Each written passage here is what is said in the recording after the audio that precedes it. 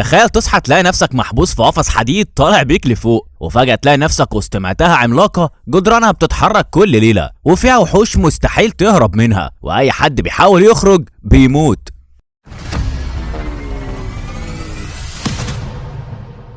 فيلمنا بيبدأ مع توماس وهو صاحي في اسانسير حديدي، وبيكون طالع بيه المكان هو ما يعرفوش، وبيفضل يستنجد بأي حد يساعده لحد ما الاسانسير بيقف وسقفه بيتفتح، وبيلاقي قدامه شباب كتير. بيخرج جو، اول ما بيخرج بيفضل يجري في المكان لحد ما بياخد باله انه موجود في مكان محاصر بحيطان عالية ومفيش اي سبيل للخروج. بيمسك باقي الشباب علشان يرموه في حاجة شبه الزنزانة، وبعدها بيجيله قلبي وبيسأله عن اي معلومات شخصية تدل عنه، لكن توماس ما بيكونش فاكر اي حاجه عن حياته حتى اسمه، وبيطمنه قلبي ان فقدان الذاكره اللي عنده ده طبيعي وحصل لكل الموجودين، وكلها يومين 3 ويفتكر اسمه، وبيعرض عليه يوريله المكان ويفهمه قصته. بيقول له قلبي ان كل الموجودين كانوا زيه ومش فاكرين هم جم ليه او مين جابهم، ولكنهم في النهايه تاقلموا على الحياه في المكان، والاسانسير اللي طلع فيه بيسموه الصندوق. بيجي لهم من مكان مجهول مره كل شهر، فيه الاكل والشرب والمؤن وفيه شخص جديد، ودايما الشخص ده بيكون في نفس الحاله بتاعتك دي وما بيكونش فاكر هو مين. بيطلعوا سوا على برج معمول من الخشب، وبيشرح له قلبي ان اهم 3 قوانين في المكان ده هي ان كل واحد بيقوم بدوره ومفيش وقت للكسل، وما ينفعش نأذي بعض لاننا محتاجين الثقه بينا، وممنوع تخطي الحيطان لاي سبب نهائي. وبيقوم بعدها مسلم توماس لتشيك اللي بيوريه المكان اللي هينام فيه، وبيحذره هو كمان انه ما يخرجش بره الحيطان ابدا. وبيشوف 2 اسمهم بين ومينو جايين من بره الحيطان،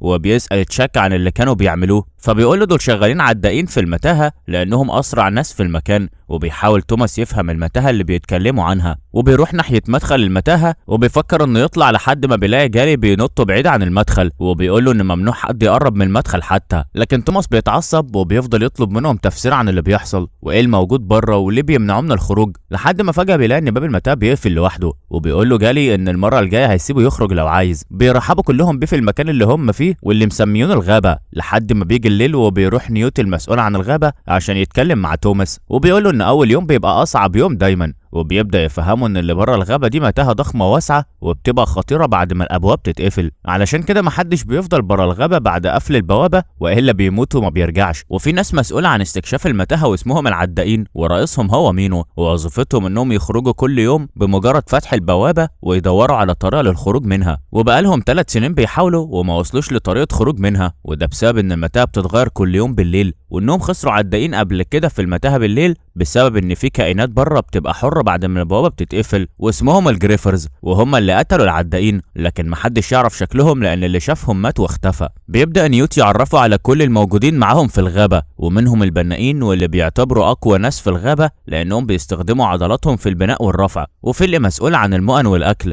واللي مسؤول عن الاهتمام بالمصابين. وبيقول له توماس انه عايز يبقى من العدائين، لكن قبل ما بيخلص كلامه بيلاقي ان جالي بيعرض عليه انه يشارك في اللعبه ضده، وقوانين اللعبه بسيطه، عباره عن انه يفضل جوه الدايره اللي في الارض ولو خرج منها يخسر. بيتواجهوا ضد بعض وبيفضل جالي يضربه ويوقعه قدام كل الموجودين لحد ما بيتخبط جامد في راسه، وبيفتكر ان اسمه توماس، وبيكون فرحان اخيرا انه افتكر حاجه، وبيحتفل بيه باقي الشباب. بيجي وقت النوم، وبعد ما توماس بيصحى تاني يوم بيجيله قلبي علشان يخليه يحفر اسمه على الحيطه زي باقي الشباب، وبيكون في ناس اسمها مشطوب وبيعرف انهم ماتوا، وبيحاول قلبي انه يحذره من الفضول اللي عنده لانه الفضول بدايه الفوضى والمشاكل. وبعدها بيبعتوا له نيوت علشان يساعدهم في الزراعه، وبيستفسر توماس عن ان كان في طريقه انهم يتسلقوا الحيطه، ولكن نيوت بيقول له باختصار عشان ما يتعبش دماغه بالتفكير ان مفيش امل يخرجوا بره الغابه الا عن طريق المتاهه بس. بيطلب منه انه يروح يجمع السماد عشان الزرع، وبيدخل توماس بين الاشجار عشان يجمع السماد اللي هيلاقيه، لكنه بيتفاجئ ببين وراه بيكون شكله غريب وبيقولوا انه هيقتله، وبيهجم عليه عشان يخنقه، وبيفضل يقول ان هو السبب، لكن توماس بيقدر انه يهرب منه، وبيفضل يستنجد باي حد عشان ينقذوه من بين قبل ما يقتله. وبيجري كل الشباب ناحيته منهم نيوت اللي بيضرب بينه وبينط عليه عشان يثبتوه في الارض، وبيكشف جسمه وبيلاقوا ان في اثر لدغه في جسمه، وبيأمر قلبي انهم يحطوا بين في الحفره لحد ميعاد قفل البوابه، وبيطردوه بره الغابه لانه بقى خطر عليهم. بيروح جالي عشان يشطب اسم بين من على الحيطه زي الباقي، وبيرجعوا كلهم يناموا، وبيبدا توماس انه يحلم بواحده في معمل، وبيقوم مفزوع من النوم وبيشوف ان قلب خرج من الغابه مع انه مش عداء، وبيفهموا نيوت ان قلب هو اكتر واحد فاهم اللي بيعمله لانه اول واحد جه الغابه واضطر انه يعيش شهر لوحده من غير ما يكلم حد او يفهم اللي بيحصل. ولكن بعد مرور كل شهر مع الوافد الجديد بدا يفهم ان اهم حاجه هي الثقه والنظام. بيفضلوا كلهم قاعدين مستنيين العدائين انهم يرجعوا، يرجعوا، لكنهم لأول مرة بيتأخروا في رجوعهم. وبيتجمع كل الشباب قدام البوابة مستنينهم لحد ما بتيجي وقت قفل البوابة، وبيكون مينو وقلب لسه ما وصلوش، لكن بيظهر قلب انه مصاب ومش قادر يمشي، علشان كده مينو بيكون شايله، وده اللي اخره في الرجوع. وبيكون كل الشباب بيشجعوهم عشان يقدر يسرع يمكن يلحق يدخل البوابة قبل ما البوابة تقفل. وبيضطر توماس انه يجري ناحيتهم يمكن يساعدهم يعدوا فترة الليل وما يحصل لهمش حاجة، وبيتحبسوا كلهم في المتاهة. بيكون قلب مغمى عليه بسبب انه اتلدغ، ومينو رحمه من عذابه وضربه بصخرة عشان يفقد الوعي. وبيبداوا يفكروا ازاي هيعدوا الليل ويستخبوا من الجريفرز، وبيحاولوا انهم يخبوا قلب في الزرع اللي على الحيطة قبل ما الجريفرز يوصلوا لهم. وبيفضلوا يرفعوا في لحد ما مينو بياخد باله ان الجريفر بدأ يقرب منهم، وبيضطر انه يبيع توماس ويسيبه ويهرب. بيحاول توماس انه يستخبى تحت الحيطة نفسها، وبيدري نفسه في الزرع، وبيلاقي ان الجريفرز رجلهم حديدية، وبيفضل مستخبي لحد ما الجريفر بيبعد عن المكان، وبيربط الحبل بتاع قلب في الارض، وبيبدأ انه يتحرك في المتاهة لحد ما بيلاقي مادة لزجة نازلة على كتفه من فوق، وبيكون الجريفر موجود فوقه، وبيبدأ انه يهرب منه وبيتزحلق عشان يكمل هروب. وبيقدر انه يوقع الجريفر في الزرع وبيشل حركته لحد ما يهرب منه. وبيلاقي مينو قدامه وبيقول له ان المتاهه هتتغير ولازم يهربوا من الجريفر ده، ولكن توماس بيقف مره واحده وبيفضل مستني الجريفر انه يشوفه علشان يجري ناحيته، وبيقدر انه يخلي الحيطه تقفل على الجريفر وتموته. وبكده بينجحوا انهم يعيشوا لحد تاني يوم. اول ما البوابه بتتفتح بيكون تشاك مستنيهم على امل انهم لسه عايشين، وبعد ما بيفقد الامل بيظهروا قدامه هم شايلين قلبي، وبينجحوا انهم يدخلوا الغابه وبيحاولوا انهم ينقذوا حياه قلبي. وبيتم عمل اجتماع طارئ لكل الغابه، وبيكون جالي هو اللي بيكلمهم وبيطالب بمعاقبة توماس بسبب خرقه للقوانين، ولكن كل الشباب بيدافعوا عنه، واولهم مينو اللي بيقول انه اشجع شخص شافه وكان هيضحي عشان ينقذ قلبي، وان من رأيه يخلوه عداء معاهم. ولكن قبل ما يكملوا كلام بيسمعوا صوت الصندوق وهو طالع، وبيستغربوا كلهم ان الصندوق ده وصل قبل ميعاده، وبيجروا ناحيته بيلاقوا ان في بنت موجوده في الصندوق مغمى عليها، وفي ايدها ورقه مكتوب عليها انها اخر واحده هتوصل لهم. وبتفوق البنت وبتقول اسم توماس، وبعدها بيغمى عليها تاني، وبيفهموا ان في علاقه ما بينهم وبينقلوها لمكان ترتاح فيه. بيقرر توماس انه لازم يرجع للمتاهه تاني يمكن يلاقي اي جديد في الجريفر الميت، وبيروح مع مينو وبيجمع شويه شباب يساعدوه، لان اغلبيه العدائين رفضوا انهم يدخلوا المتاهه تاني بسبب رعبهم من الجريفرز. وبيجروا ناحيه الجريفر الميت وبيلاقوا ان الجريفر فيه جهاز بينور كانه جهاز ارسال ومكتوب عليه رقم 7، وبيرجعوا بيه للغابه. وبياخد نيوت باله ان الحروف الموجوده في الجهاز هي نفس الحروف الموجوده على المؤن اللي بتجيلهم في الصندوق، وبيبداوا انهم يخمنوا ان اللي بيبعت لهم الاكل هم نفس الناس اللي صنعوا الجريفرز. وكالعاده اكتر واحد بيكون معترض على اللي بيعمله توماس هو جالي اللي عايزه يتعاقب ويتحبس، وبما ان نيوت بقى هو المسؤول عن الغابه قرر حبس توماس يوم في الحفره بعد غروب الشمس كعقاب ليه على مخالفه القوانين. وبيقول لهم ان توماس من بكره هيبقى عداء المتاهه وليه حريه انه يخرج براحته. وقبل ما توماس يروح الحفره بياخدوا مينو عشان يوريه مقر العدائين والتصميم المصغر للمتاهه، وبيقول له انه من سنه كانوا عارفين ان مفيش اي مخرج من المتاهه، لكنهم اضطروا يخبوا عن باقي الشباب عشان يدوهم الامل بامكانيه خروجهم، وعلشان ما يتمش احباطهم ويفقدوا امل انهم يخرجوا من المكان ده. ولكن بيقولوا كمان ان كان في 8 بوابات في نهايه المتاهه، كل بوابه عليها رقم مختلف، وكل ليله بتتغير فيها المتاهه بتتفتح بوابه مختلفه عن اللي قبلها وهكذا. وقبل ما بيكمل كلامه بيقطع تشيك كلامهم وبيقول لهم ان البنت صحيت وعامله مشاكل ومحدش عارف يتكلم معاها، لحد ما بيروح لها توماس وبتكون مستخبيه فوق البرج ورافضه تسمع حد، وبيقول لها توماس انه عايز يتكلم معاها، فبتسمح له انه يطلع لها، وبتقول له ان اسمها تريسا ومش فاكره اي حاجه تانية. وبيشرح لها توماس ان كلهم صحيوا في نفس المكان وهما مش فاكرين حاجه، وبيقول لها كمان انه بيشوفها في احلامه، وكل اللي فاكره ان في واحده بتقول جمله ان ويكد طيبين، وبتقول له تريسا انها كمان حلمت بيه، وبتطلع له انبوبتين فيهم ماده من جيبها وبتقول له انها لقيتهم معاها، وبيفكر ان الماده دي ممكن تعالج قلبي، وبيروح يدوها لقلبي يمكن تعالجه. بيجي الليل وبيكون توماس المفروض انه يقضي الليل في الحفره لتاني يوم، وبيجيب له تشيك الاكل والشرب بتاعه عشان عنده جري كتير تاني يوم. وبيطلع النهار وبيبدأ توماس ومين انهم يجروا ناحية البوابات اللي هو عارف طريقها، وبيوصل للبوابة ال7 ولكن منه بيستغرب انها مفتوحة في غير ميعادها. وبيسمع توماس ان الجهاز بيعمل صوت كل ما يقربوا ناحية البوابة اكتر كأنه بيرشده للطريق الصح، وبيفضلوا ماشيين ورا الصوت الصادر من الجهاز وبيزيد كل ما بيقربوا، وبيلاقوا بوابة اول مرة تكون مفتوحة والنور الاحمر اللي في الجهاز بيتحول لاخضر، وبيتفتح مكان جديد قدامهم، وبيخرج ليزر من المكان ده، وبتبدأ البوابة انها تقفل في وشهم كأنها قرت ان في حد غريب في المكان، وكأن البوابة دي كانت مستنية الجريفر اللي شال الجهاز مش الاتنين دول. بيفضلوا يهربوا من المكان قبل ما يتقفل عليهم ويتحبسوا جوه، وبيتغير ترتيب كل المكان نهائيا لحد ما بينجحوا انهم يوصلوا للغابة،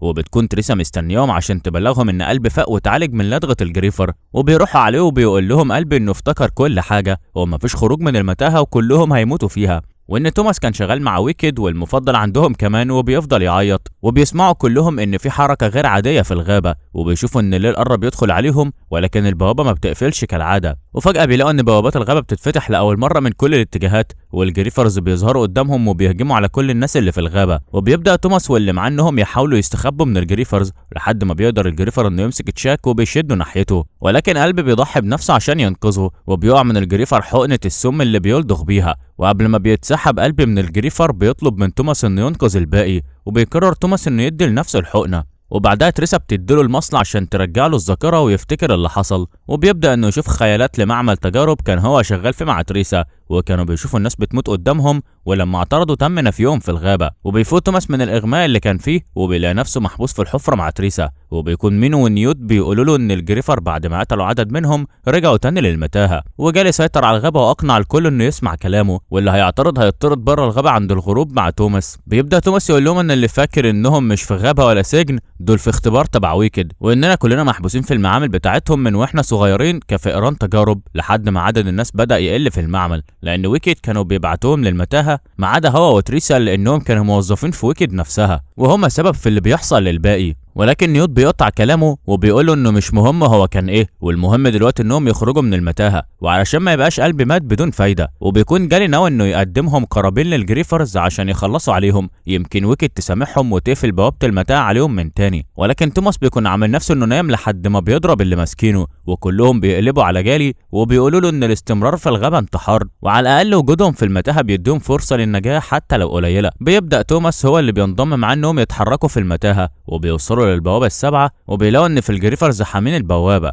وبيهجموا كلهم عليهم وبينجحوا انهم يقتلوهم ويتخلصوا منهم. ولكن بيظهر عدد كبير من الجريفرز علشان يمنعوهم من دخول البوابه، لحد ما تريسا وتشاك بينجحوا انهم يفتحوا البوابه ويدخلوا منها، وبيشوفوا ان الحيطه بتنزل على الجريفرز وبتقضي عليهم. بيلاقوا نفسهم في ممر طويل قدامهم وباب مكتوب عليه المخرج، وبيدخلوا منه على المعمل اللي بيلاقوا ان كل اللي فيه مقتول، وكأن في مسبحه حصلت جوه. وبيشوف نيوت ان الغابه كانت مليانه كاميرات لمراقبتهم، وبيدوس توماس على ازرار وبيشغل فيديو للدكتوره ايفا اللي بتقدم نفسها انها مديره العمليات بقسم الحمايه من النكبات العالميه، وانها بتسجل الفيديو ده للشباب اللي نجحوا يعدوا اختبار المتاهه، وانهم كانوا في اختبار للتاكد من قدرتهم على التعايش مع العالم الجديد، وده لان العالم المعروف اتحرق من الشمس ومليارات الاشخاص ماتت، وبعدها انتشر فيروس بيأثر على المخ وهو شبه الفيروس اللي كان محطوط في كائنات الجريفرز. ولكن مع الوقت ظهر جيل جديد قادر يتغلب على الفيروس، وان كل اللي كانوا هم فيه كانت بيئه مهيئه لتجربه الفيروس وعلاجه عليهم، ولدراسه انشطه دماغهم يمكن يلاقوا السبب ليه الجيل ده مختلف وقادر يقاوم الفيروس. ولكن بالرغم من كل اللي كانوا بيسمعوه